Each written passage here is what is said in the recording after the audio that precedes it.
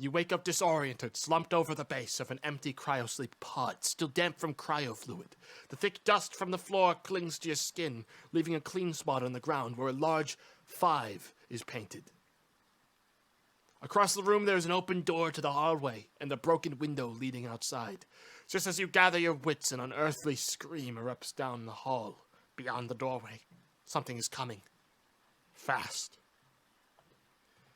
And because of the skills that we chose, we have various options for what we can do. Because we're strong, we could prepare to fight the monster, but we would take damage. We could, with our hacking, Hack the door to stay shut, or we could use botany to summon the power of plants. Might as well take a look around. Yes. and because I know this game, what I'm going to do is casually walk directly north, chat, because look at me. Note my inventory and my powers. I'm naked. I have nothing. All I have is a gown. So, yeah, we're not really geared to be wandering around the wild. Fortunately, because I know a decent amount about this game, even though it is freezing cold out and we're getting colder, I do know a place to try to get clothes fairly quickly. But in this game, stupid necklace. Stupid necklace, really? Stupid You think this bronze talisman on a braided leather string is lame? You think it's lame? Yeah. Yeah, I do think it's lame.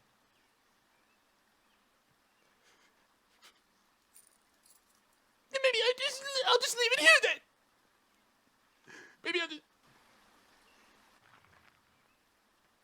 There's a sudden roar and a rush of dry air as blinding blue-white light bathes the area.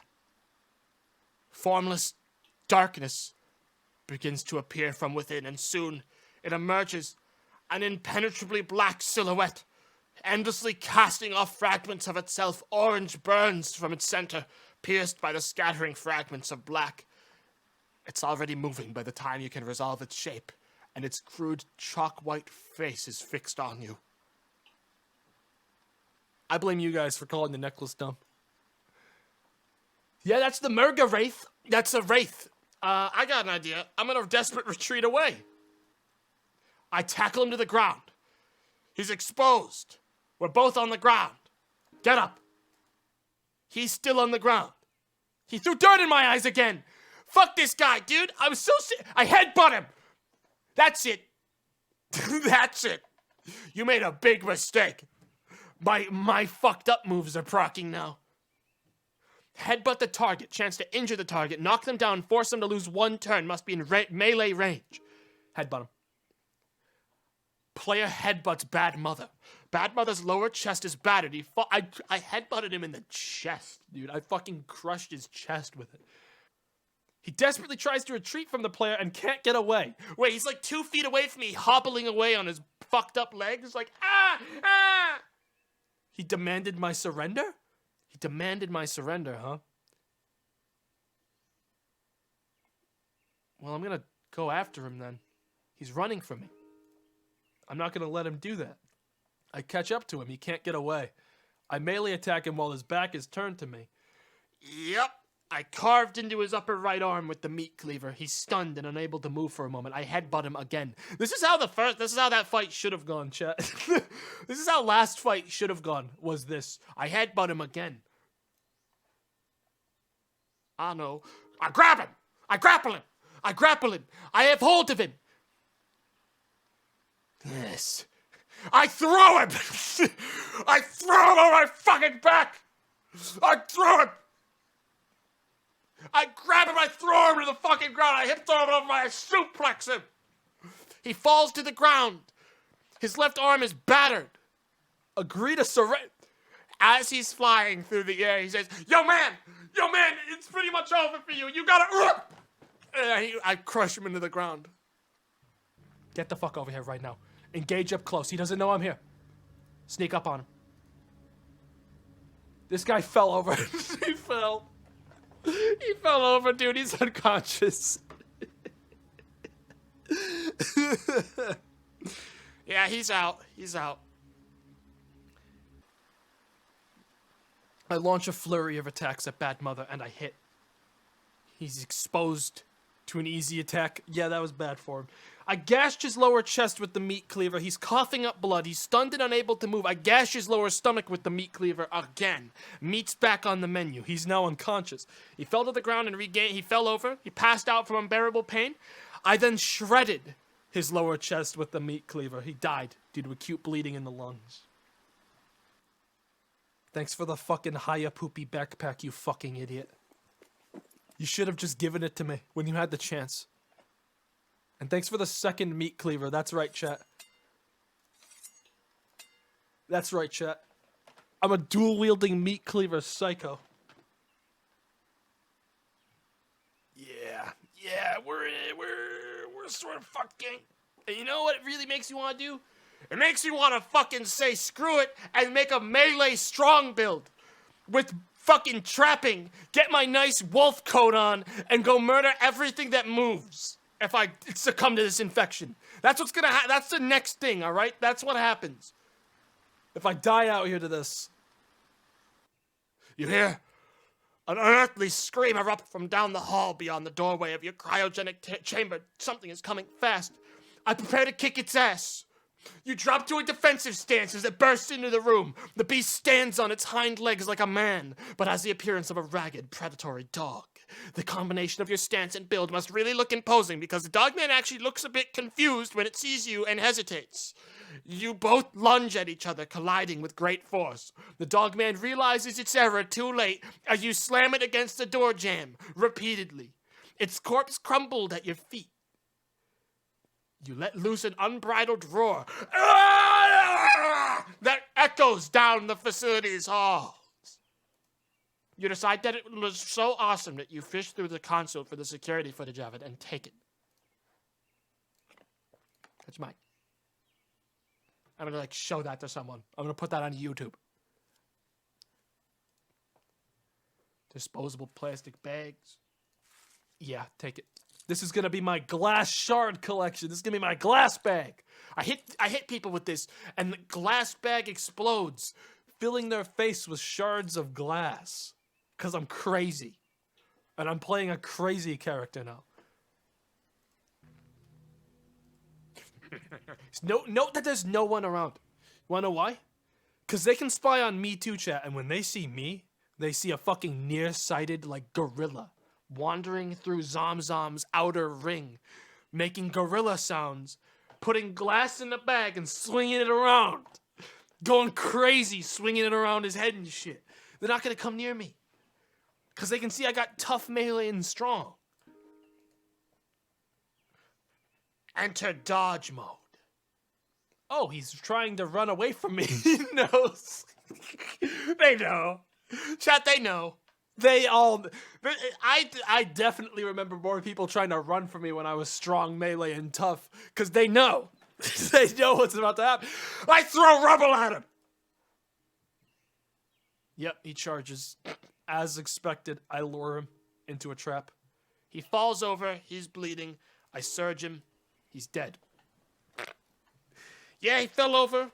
I then continued to smash him in the chest with a baseball bat over and over again until unconscious, at which point I proceeded to demolish him in the chest again with the bat, where he died due to acute bleeding in the lungs. But wait, what's this? I hit him again in the head. He wakes back up. I canceled his death for a second. He gets a concussion. He then dies again. I made him die twice, motherfucker. Strong, tough melee build. I gotta ask, Michelle Begins, you know a Philip? She's being careful not to telegraph too much, but you can tell this is the big thing on her mind. I'm Philip. My name's Philip Kindred, matter of fact. You reply, does that count? I knew it! She pumps her fist like she just won a bet. Old Ghostface McStabberson back here had you figured for a grave robber. What's with Ghostface? I don't like Ghostface.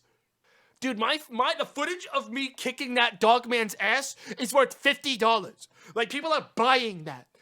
Like, they want to buy it to, like, show their kids. Yo, did you see where this fucking maniac destroyed that dog man with his bare hands? My guess is that you know a thing or two about getting around out there, and maybe this could be your ticket into the DMC. He pauses to look up at you. Interested? Accept the earned job, decline the earned job, something's fishy here, or give Hatter the security footage of me murdering the dog man with a door. Hatter slots the memory stick into one of the video monitors.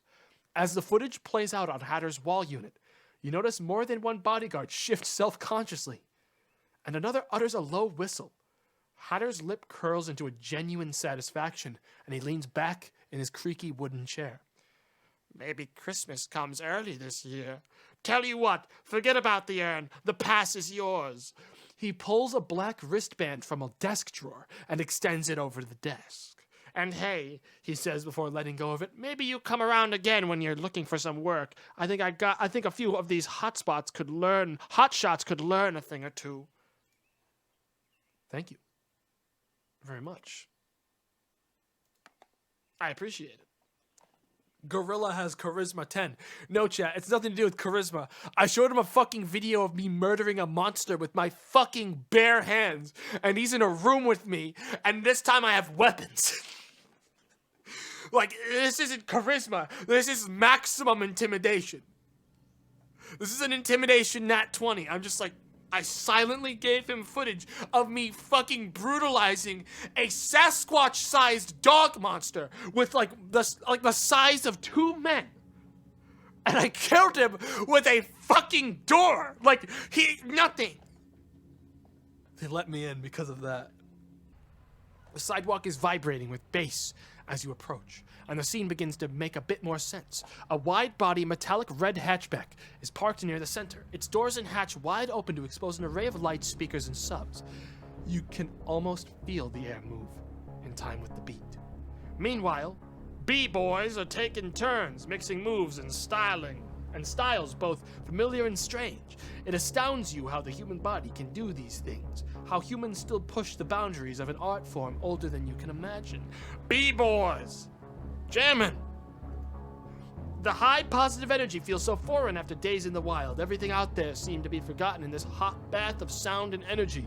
You stick around for a few moments more before soaking up raw culture, then turn back to the matters at hand. Come on, man! Come on! There's a sudden roar and a rush of dry air. Perry. Barely affected the player's armor with the grasp. He's barely able to hurt me right now. Melee attack him. I hit him! He's barely able to hit me through the armor. I demolished his upper right arm with a war club. His arm is crippled. He's stunned and unable to move for a moment. Surgeon! I hit him! I hit him with the surge! Oh, wait, I missed him. Wait, never mind. No, wait, I missed him. Wait, I missed him. But he also was unable to affect my armor at all. I missed him. But this time, I'm gonna give him another slap. Yes. I demolished his upper right arm again. He's unable to move again. He's stunned. I'm gonna surge him again. Oh my god, this is actually fucked up.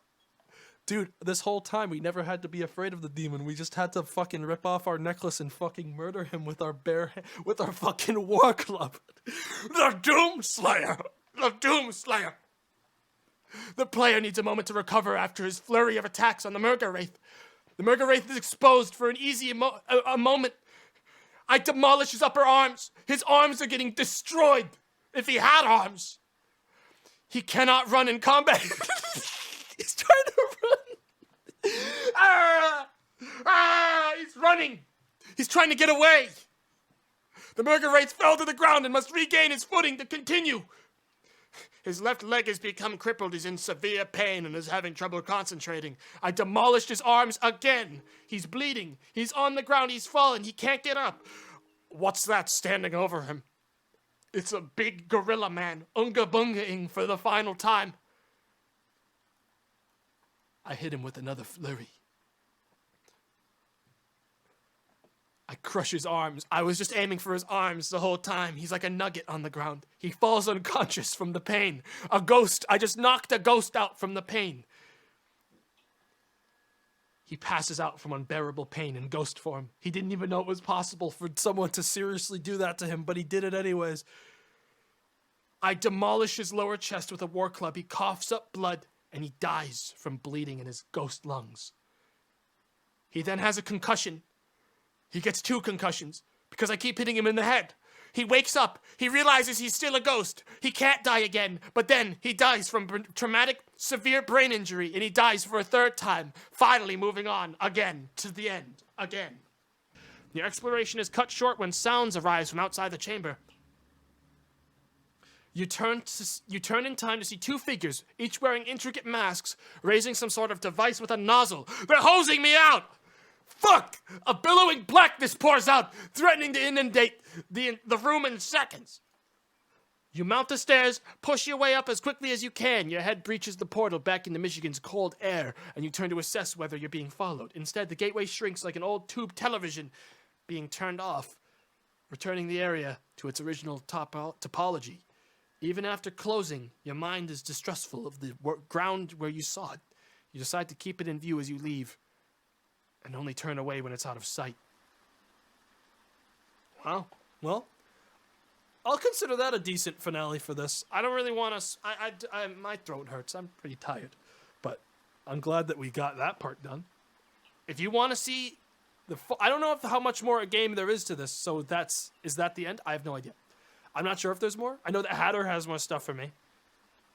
But I don't think that's the end. There looks like there's a lot more in Detroit, but like I'm done for today, and I'm done with Neo Scavenger probably forever, at least on stream. I'll probably keep playing this character on my own time off stream, just so I can, see if I can beat it on my own. Maybe I'll post about it or something in the Discord. But